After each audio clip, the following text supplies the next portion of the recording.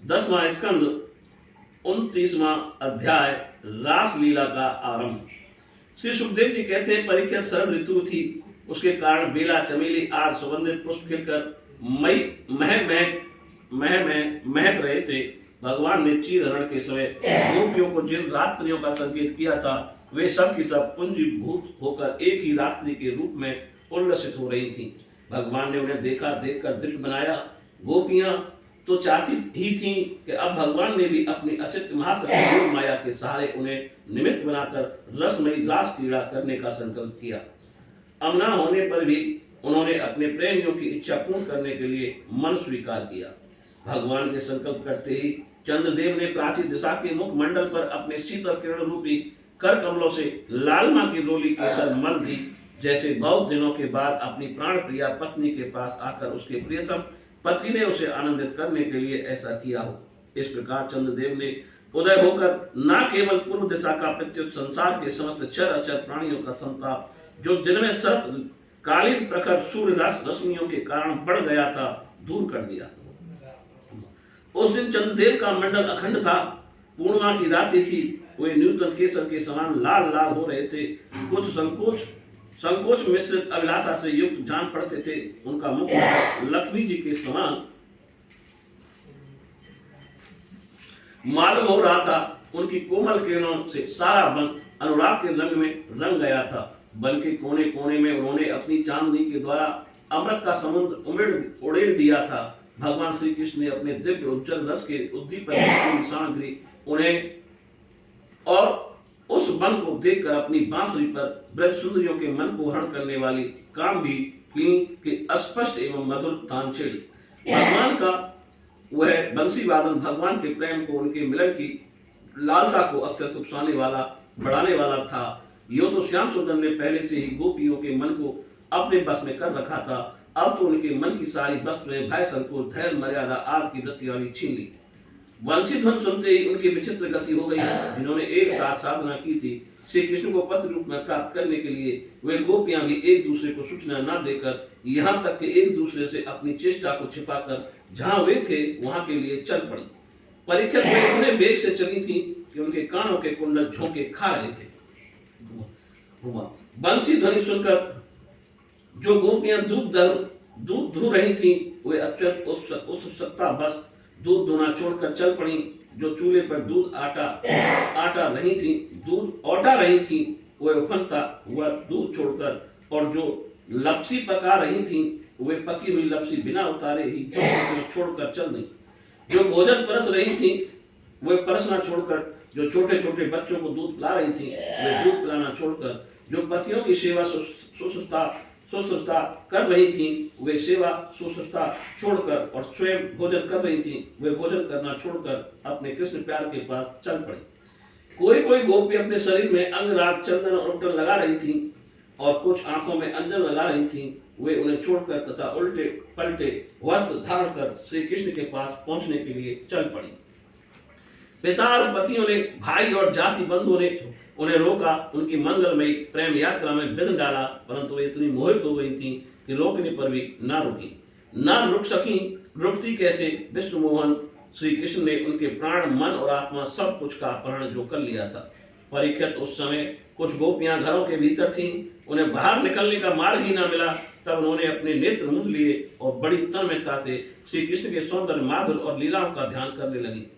परीक्षित अपने परम प्रियतम श्री कृष्ण के असह्य विरह की तीव्र वेदना से उनके हृदय में इतनी व्यथा, इतनी जलन हुई कि उनमें जो कुछ अशुभ संस्कारों का लेस मात्र अवशेष था, वह भस्म हो गया। इसके बाद तुरंत ही ध्यान लग गया। ध्यान में मन के सामने भगवान श्री कृष्ण प्रकट हुए। उन्होंने मन ही मन बड़े प्रेम से, बड़े आवेग से उनका आलिंगन किया। उस समय उन्हें इतना सुख, इतनी शांति मिली कि उनके सब के सब पुण्य के संस्कार एक साथ ही क्षीण हो गए। परीक्षित यद्यपि उनका उस समय श्री कृष्ण के प्रति जार भाव भी था, तथापि कई सत्य वस्तु भी अभाव की अपेक्षा रखती हैं। उन्होंने जिनका आलिंगन किया, चाहे वह किसी भी भाव से किया हो, वे स्वयं परमात्मा ही तो थे। इसलिए उन्होंने पाप और पुण्य रूप कर्म के परिणाम से यह गुणमय शरीर का परित्याग कर दिया। भगवान की लीला में सम्मिलित होने के योग्य दिव्य अप्राकृतिक शरीर प्राप्त कर लिया। इस शरीर से भोगे जाने वाले कर्म बंधन तो ध्यान के समय छिन्न भिन्न हो चुके थे। राजा परीक्षित ने पूछा, भगवान गोपियां तो भगवान श्री कृष्ण को केवल अपना परम प्रेमी मानती थी, उनका उनमें ब्रह्म भाव नहीं था। इस प्रकार उनकी दृष्टि प्राकृतिक गुणों में ही आसक्त दिखती है। ऐसी स्थिति में उनके लिए गुणों के प्रभाव रूप इस संसार की निवृत्ति कैसे संभव हुई?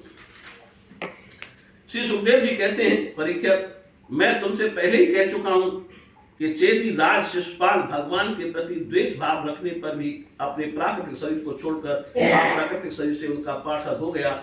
ऐसी स्थिति में जो समस्त प्रकृति और उसके गुणों से अतीत भगवान श्री कृष्ण की प्यारी हैं और उनसे अनन्य प्रेम करती हैं, वे गोपियां उन्हें प्राप्त हो जाएं, इसमें कौन सी आश्चर्य की बात है? परीक्षित, वास्तव में भगवान प्रकृति संबंधी वृद्धि, विनाश, प्रमाण, प्रमेय और गुणी भाव से रहित हैं। वे अनंत अप्राकृतिक परम कल्याण स्वरूप गुणों के एकमात्र आश्रय हैं। उन्होंने यह जो अपने को तथा अपनी लीला को प्रकट किया है, उसका प्रयोजन केवल इतना ही है कि जीव उसके सहारे अपना परम कल्याण संपादन करे।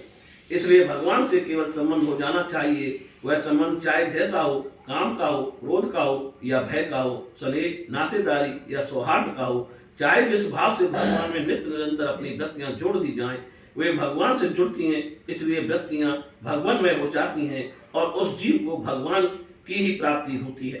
परीक्षित, तुम्हारे जैसे परम भागवत भगवान का रहस्य जानने वाले भक्त को श्री कृष्ण के संबंध में ऐसा संदेह नहीं करना चाहिए। योगेश्वरों को भी ईश्वर अजन्मा भगवान के लिए भी यह कोई आश्चर्य की बात है।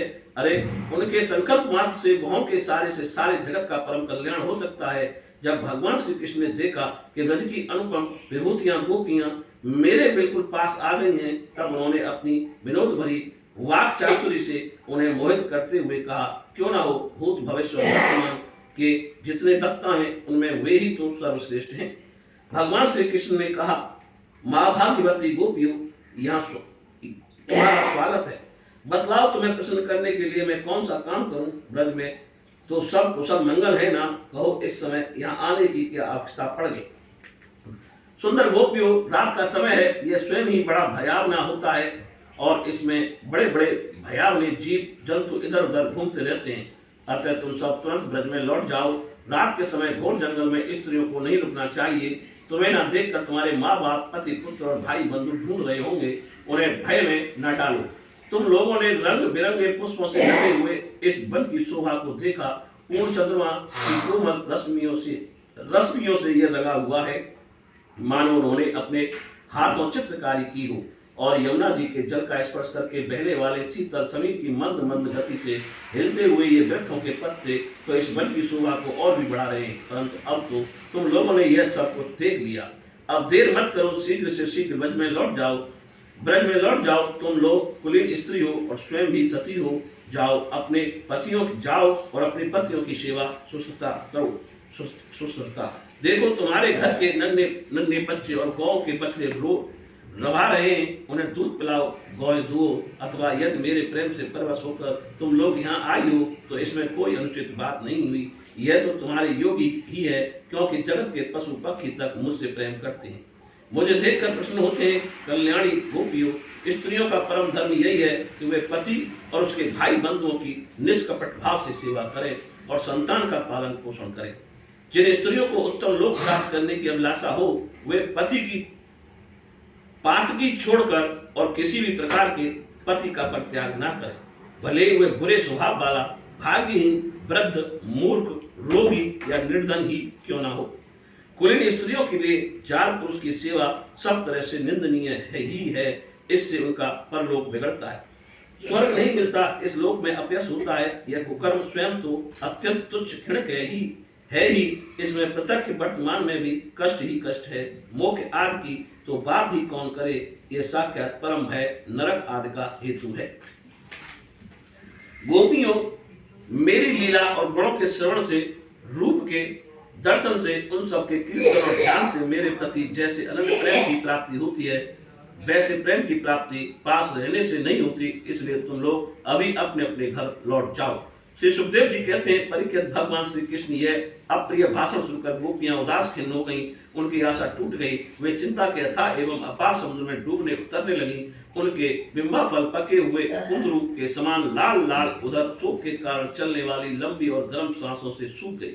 उन्होंने अपने मुंह नीचे की ओर लटका लिए। वे पैर के नखों से धरती कुरेदने लगी, नेत्रों से दुख के आंसू भय भयकर काजल के साथ वह स्थल पर पहुंचने और वहां लगी हुई केसर को धोने लगी। उनका हृदय दुख से इतना भर गया तो वे कुछ बोल ना सकी, चुपचाप खड़ी रह गईं।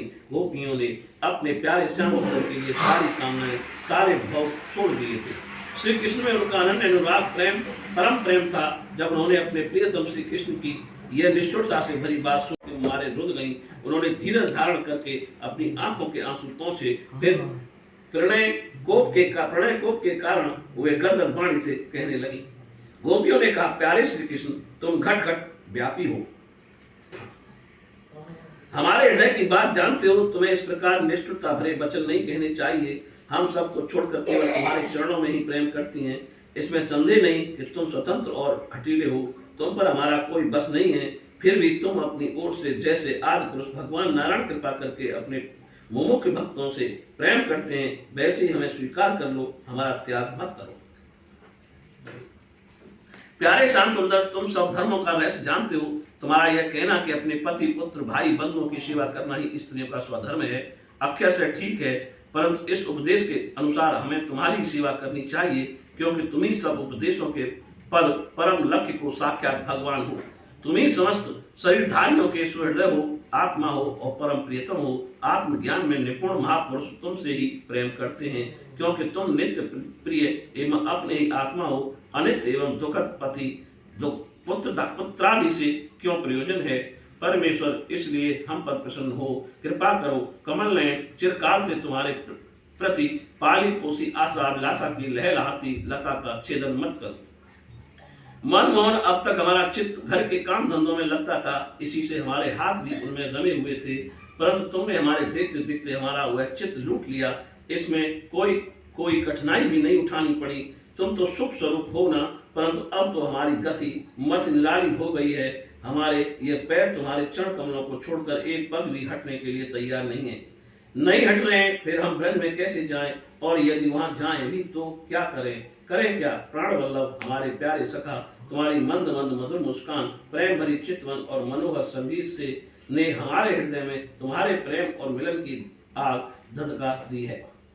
उसे तुम अपने अधरों की 10 धारा से बुझा दो, नहीं तो प्रियतम, हम सच कहती हैं, तुम्हारी विरह व्यथा की आग से हम अपने अपने शरीर जला देंगे और ध्यान के द्वारा तुम्हारे चरण कमलों को प्राप्त करेंगे। प्यारे कमल ने, तुम वनवासियों के प्यारे हो और वो भी तुमसे बहुत प्रेम करते हैं, इससे प्राय तुम उन्हीं के पास रहते हो। यहाँ तक कि तुम्हारे जिन चरण कमलों की सेवा का अवसर स्वयं लक्ष्मी जी को कभी कभी मिलता है, उन्हीं चरणों का स्पर्श हमें प्राप्त हुआ। जिस दिन यह सौभाग्य में मिला और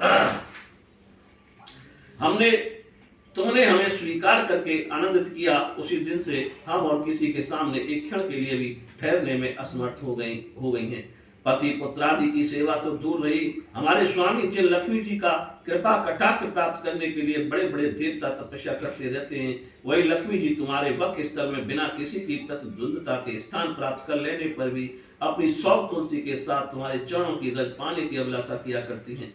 अब तक के सभी भक्तों ने उस चरण रज का सेवन किया है, उन्हीं के समान हम भी तुम्हारी उसी चरण रज की शरण में आई हैं। भगवान, अब तक जिसने भी तुम्हारे चरणों की शरण ली, उसके सारे कष्ट तुमने मिटा दिए। अब तुम हम पर कृपा करो, हमें भी अपने प्रसाद का भाजन बनाओ। हम तुम्हारी सेवा करने की आशा अभिलाषा से घर गांव कुटुंब सबको छोड़कर तुम्हारे युगल चरणों की शरण में आई हैं। प्रियतम, वहां तो तुम्हारी आराधना के लिए अवकाश ही नहीं है।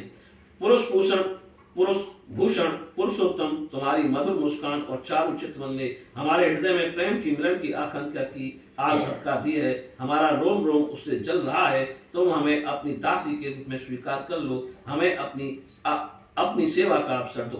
प्रियतम, तुम्हारा सुंदर मुख कमल जिस पर घुंघराली अलकें झलक रही हैं, तुम्हारे ये कमनीय कपोल जिन पर सुंदर सुंदर कुंडल अपना अनंत सौहार्द बिखेर रहे हैं, तुम्हारे ये मधुर अधर जिनकी सुधा को भी लजाने वाली है, तुम्हारी ये नयन मनोहरी चितवन जो मंद मंद मुस्कान से उल्लसित हो रही है, तुम्हारी ये दोनों भुजाएं जो शरणागतों को अभय दान देने में अत्यंत उदार है, और तुम्हारा यह वक्ष स्थल जो लक्ष्मी जी का सौंदर्य का एकमात्र देवी का नित्य क्रीड़ा स्थल है, देखकर हम सब तुम्हारी दासी हो गई हैं। प्यारे श्याम सुंदर, तीनों लोकों में भी और ऐसी कौन सी स्त्री है जो मधुर मधुर पद और आरोह अवरोह क्रम से विविध प्रकार की मूर्छनाओं से युक्त तुम्हारी बंसी की तान सुनकर तथा इस त्रिलोक सुंदर मोहिनी मूर्ति को जो अपने एक बूंद सौंदर्य से त्रिलोकी को सौंदर्य का दान करती है, एवं जिसे देखकर गौ, पृथ्वी, वृक्ष और हरिण भी रोमांचित पुलकित हो जाते हैं, अपने नेत्रों से निहार कर आर मर्यादा से विचलित ना हो जाए,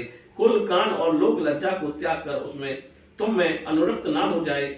हमसे यह बात छिपी नहीं है कि जैसे भगवान नारायण देवताओं की रक्षा करते हैं, वैसे ही तुम ब्रजमंडल का भय और दुख मिटाने के लिए ही प्रकट हुए हो। और यह भी स्पष्ट ही है कि दीन दुखियों पर तुम्हारा बड़ा प्रेम, बड़ी कृपा है। प्रियतम, हम भी बड़ी दुखनी हैं। तुम्हारे मिलन की आकांक्षा की आग से हमारा बक स्थल जल रहा है। तुम अपनी इन दासियों के बक स्थल और सिर पर अपने कोमल कर कमल रखकर इन्हें अपना लो, हमें जीवन दान दो। श्री सुखदेव जी कहते हैं, परीक्षित, भगवान श्री कृष्ण सनकादि योगियों और शिवादि योगेश्वरों के भी ईश्वर हैं। जब उन्होंने गोपियों की व्यथा और व्याकुलता से भरी वाणी सुनी, तब उनका हृदय दया से भर गया और यद्यपि वे आत्मा राम हैं, अपने आप में ही रमण करते रहते हैं, उन्हें अपने अतिरिक्त और किसी भी बाह्य वस्तु की अपेक्षा नहीं है, फिर भी उन्होंने हंसकर उनके साथ क्रीड़ा प्रारंभ की। भगवान श्री कृष्ण ने अपनी भाव भंगी और चेष्टाएं गोपियों के अनुकूल कर दी, फिर भी वे अपने स्वरूप में ज्यों के त्यों एक रस स्थित थे, अच्युत थे। जब वे खुलकर हंसते तब उनके उज्जवल उज्जवल दांत कुंदकली के समान जान पड़ते थे। उनकी प्रेम भरी चितवन से और उनके दर्शन के आनंद से गोपियों का मुखमंडल प्रफुल्लित हो गया। वे उन्हीं चारों ओर से घेर कर खड़ी हो गईं। उस समय श्री कृष्ण की ऐसी शोभा हुई मानो अपनी पत्नी तारकाओं से घिरे हुए चंद्रमा ही हों। गोपियों के सत सत यूथों के स्वामी भगवान श्री कृष्ण बैजंती माला पहने वृंदावन को शोभायमान करते हुए विचरण करने लगे।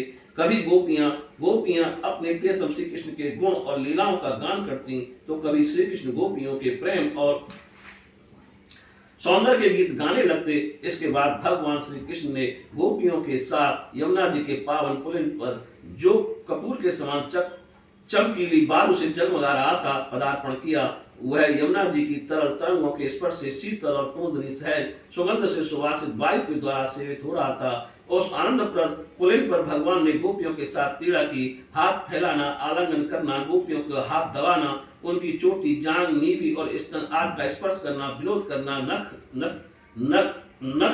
करना, विनोदपूर्ण चितवन देखना, मुस्काना, इन क्रियाओं के द्वारा गोपियों के दिव्य काम रस को, परमोज्वल प्रेम भाव को उत्तेजित करते हुए भगवान श्री कृष्ण ने क्रीड़ा द्वारा आनंदित करने लगे।